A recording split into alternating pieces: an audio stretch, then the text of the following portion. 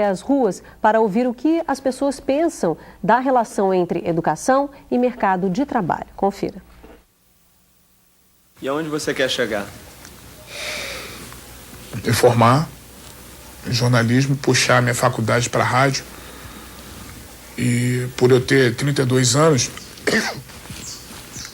eu, em vez de uma, já fazer duas. Entendeu? Duas faculdades, que basicamente o que vai acontecer. E nesse meio tempo, eu fazia uma prova para o setor de comunicação, para a Polícia Federal e para o setor de comunicação. Eu sei que eu vou conseguir ganhar o suficiente para me movimentar minha vida, estabilizar minha vida, ter meu filho tranquilamente. Não precisa nem viver tão bem, mas viver, entendeu? E quem sabe, sei lá, me dando bem no setor de comunicação e assessoria de imprensa, quem sabe possa ser o primeiro porta-voz negro do presidente da República. Né? No documentário Fala Tu, o representante comercial Sérgio, conhecido como Togum no universo do rap, aposta que os estudos podem abrir mais portas para ele no mercado de trabalho. Uma ideia que é compartilhada por muitos outros brasileiros. Se a pessoa não souber ler, não estudar, não vai conseguir emprego, né? Eu vou ter que estudar agora e conseguir arrumar emprego devido ao estudo. O estudo leva a bons resultados. Eu estou aqui hoje, tenho um emprego porque estudei. Você frequentar a escola é garantia de emprego, com certeza. Se você não frequentar uma escola, você praticamente não é nada. Se já está difícil para quem está estudando e para quem tem curso superior, para quem não tem é muito pior. Mas há também quem não acredite que a educação seja garantia de uma vaga no mercado de trabalho. Frequentar a escola é garantia de emprego? Nem sempre. Nem sempre, porque já tem muita gente aí formada, estudada e nem por isso estão trabalhando. Eu acho que a escola hoje não tem muita influência no que está acontecendo na economia hoje. O problema mais é um problema social e econômico, que não está dando muita oportunidade para o pessoal trabalhar. Na opinião de boa parte dos entrevistados, a escola precisa cumprir algumas exigências para poder garantir a inserção do aluno no mercado de trabalho. Seria uma escola profissionalizante, no caso. Tem que ter uma estrutura técnica, uma estrutura profissional. Tem que preparar o aluno já para o mercado de trabalho. Nós temos também que ter uma parceria com as empresas, em que quando esse aluno saia do ensino técnico ou do ensino universitário, se insira nesse mercado de trabalho, através de estágios, enfim. Começar a criança desde o princípio, da idade de 6, 7 anos, em diante, estudando para aprender informática, para garantir o emprego no futuro, que a partir de agora ser tudo informatizado. O debate sobre a educação como garantia ou não de emprego está presente também nas universidades.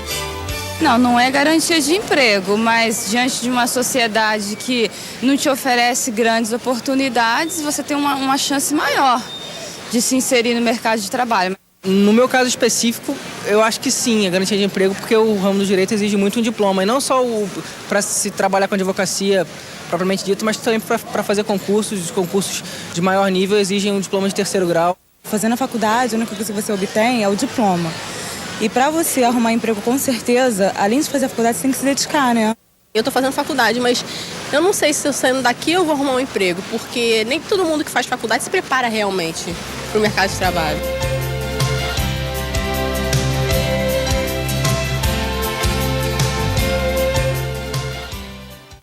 Bom, Orlando, o que você gostaria de destacar desses depoimentos que acabamos de assistir? Primeiro, ainda o paradigma muito forte que existe no Brasil, na nossa sociedade, do emprego. Quer dizer, a sociedade no mundo e no Brasil não é diferente, caminha para a redução da oferta do emprego, o que não significa redução de possibilidade de trabalho e renda. E de trabalho e renda, volto a insistir, não como algo ilegal ou algo subalterno, mas como algo que tenha valor, que esteja associado a conhecimento e capacidade contributiva, tanto para os processos produtivos, como também para a contribuição dos sistemas previdenciários, dos sistemas públicos de garantias sociais. Isso de um lado. De outro lado, alguns comentários que eu acho que são importantes. Diploma não garante emprego, nem sequer trabalho. O que dá alguma possibilidade de acesso é, acima de tudo, construção de conhecimento, é os seus saberes, as suas competências e uma perspectiva de contínuo reforço e de contínuo aprendizado.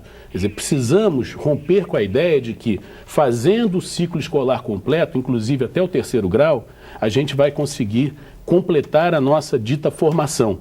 Na realidade, nós não estamos formados nunca. Nós estamos sempre aprendendo e precisando cada vez mais aprender, porque o mundo hoje é de uma velocidade, em termos de novas tecnologias, de novas exigências e de novas competências exigidas pelo próprio mundo do trabalho, que não pode permitir que quem esteja empregado hoje tenha a garantia de continuar empregado amanhã, se ele não mudar a sua atitude. Então, eu diria que alguns depoimentos revelam já essa compreensão, mas sempre tem um pouco aquela ilusão. Alguns outros mostraram, né, a ilusão de que se fizer a escola, vai na primeira parte do vídeo, né, vamos conseguir um emprego. Não, é importante não associar desta maneira.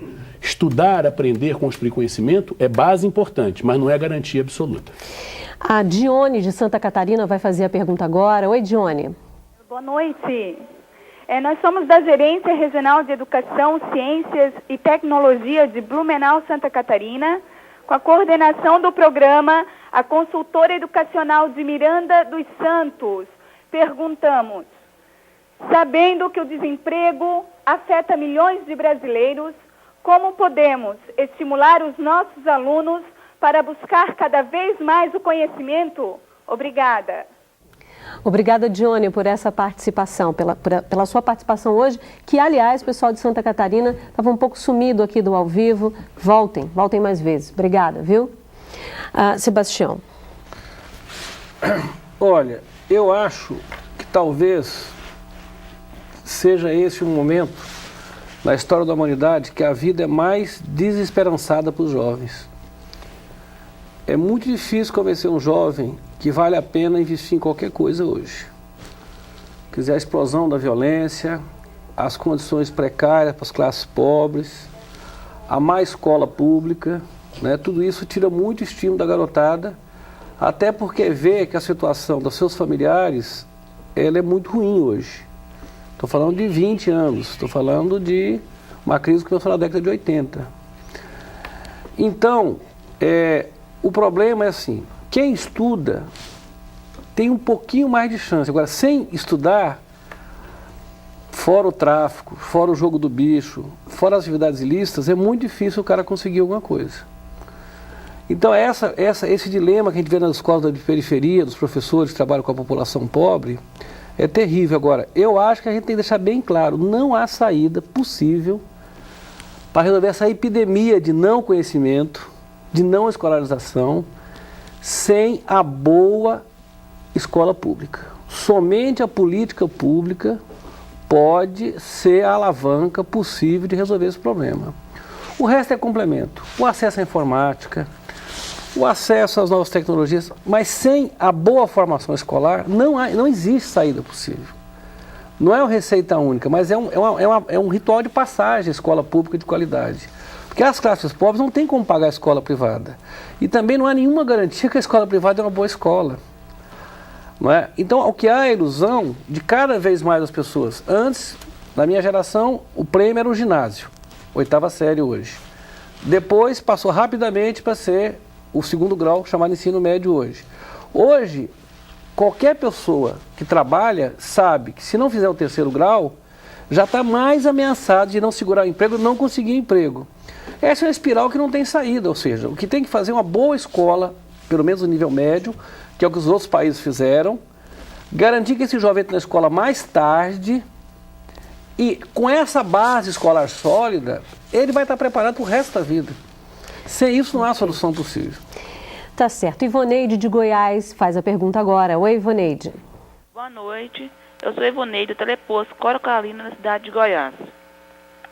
No texto, nós vimos que tem um trecho nós sublinhamos. Fala assim: assim, a garantia de um exercício pleno da cidadania exige que todo cidadão tenha acesso a uma educação que lhes possibilite a participação no trabalho social de reposição, recriação e reconstrução permanente das condições do bem viver na cidade. Pergunto: que padrões podemos estabelecer para identificar este bem viver? Como poderemos mensurar esse bem viver através da escola profissionalizante? Boa noite e muito obrigada. Obrigada, Ivoneide, pela sua participação. Eu te espero também ao longo de toda essa semana. Obrigada. A professora Eunice. Olha, mensurar, né? Nós não vamos fazer uma mensuração do ponto de vista quantitativo do que se coloca. Mas a perspectiva de uma cidadania, de direitos sociais, de direitos políticos, de direitos humanos, de direitos sindicais, direitos ambientais, é essa a perspectiva dessa construção de conhecimento, dessa escolaridade, como já foi colocado aqui. Na verdade, nós precisamos ter uma educação com uma qualidade, em que realmente você construa conhecimentos que não sejam só para o emprego, mas, na verdade, na perspectiva muito maior da sociabilidade, da dimensão social e política muito mais ampla. Então, a questão da cidadania ela é importante. E aí nós vamos ter alguns mecanismos, alguns instrumentos que nós vamos estar construindo nessa escola para que se possa ter essa cidadania.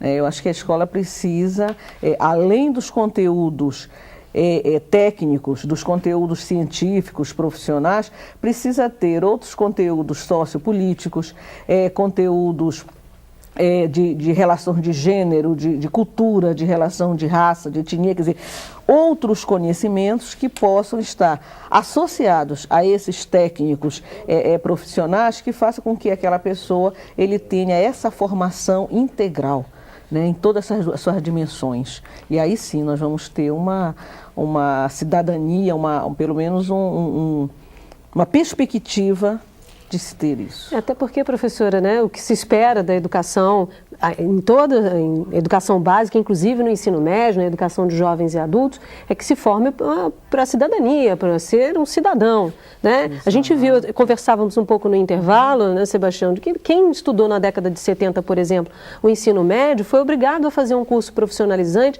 sem direito a discutir filosofia, história, geografia mais aprofundadamente, que é um direito do cidadão. E aí virou um curso técnico, profissionalizante, ou seja, pessoas que só foram preparadas para o mercado de trabalho, né? E, consequentemente, pessoas das classes populares, porque não se dava a elas a esperança nem a expectativa de ser algo mais na vida do que apenas ser um técnico profissionalizante e apertar parafuso. Como não reproduzir esse modelo no século XXI? Eu queria fazer um comentário sobre a questão da cidadania.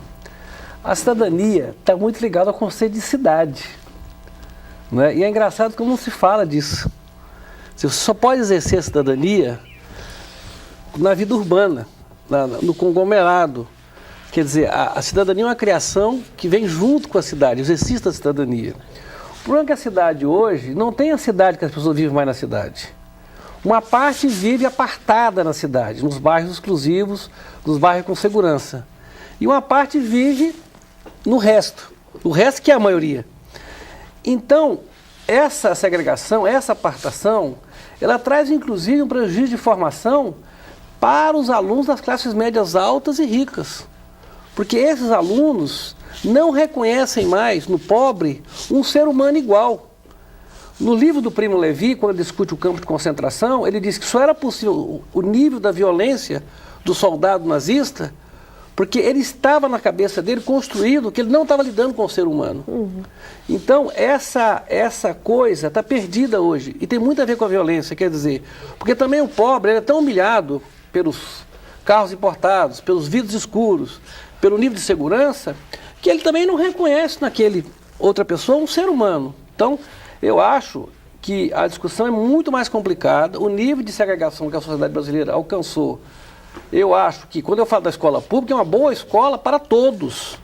Num país como a França, a Alemanha, a Itália, hoje se discute a disputa das vagas nas boas escolas públicas para que os filhos dos pobres não sejam excluídos das boas escolas públicas pelos filhos dos ricos.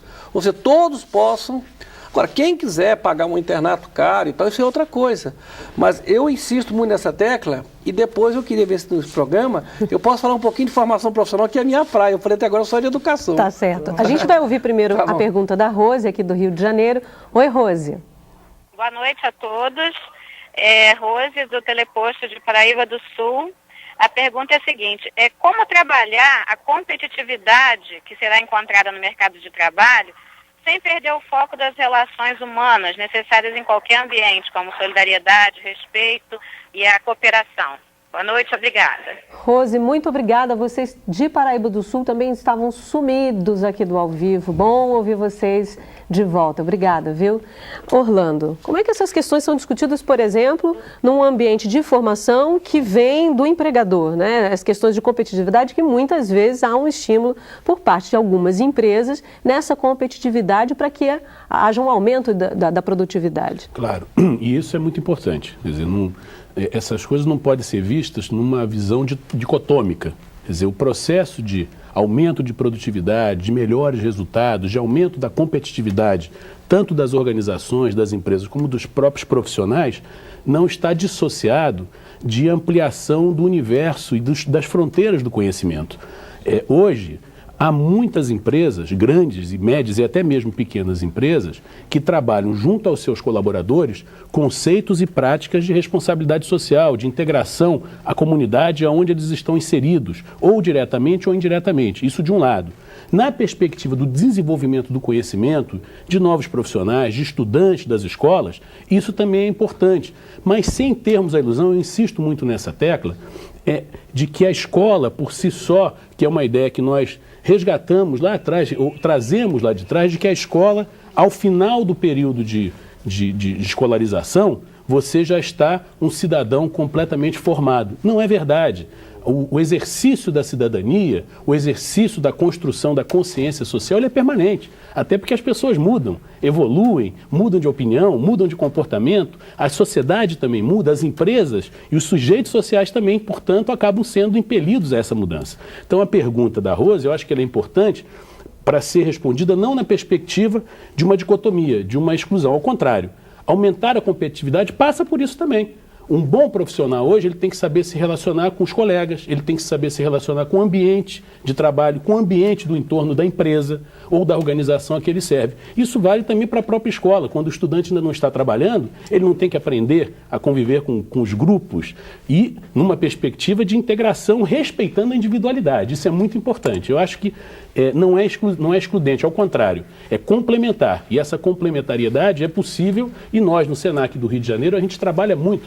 Nós temos um programa com jovens que é exatamente isso, chama-se Portal do Futuro, que vários municípios do Rio de Janeiro já tiveram oportunidade de vivenciar.